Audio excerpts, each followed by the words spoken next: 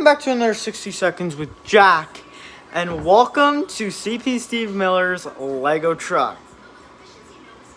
It isn't done. I'm waiting for him to put the stack on his actual truck to actually finish it. These are Ford mirrors that I just slapped on here for now.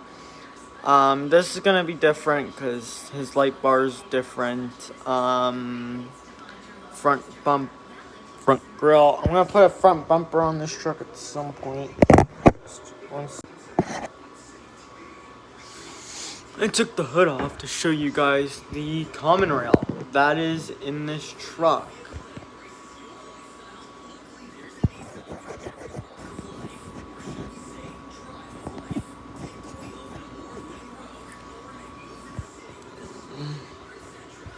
This is the common rail.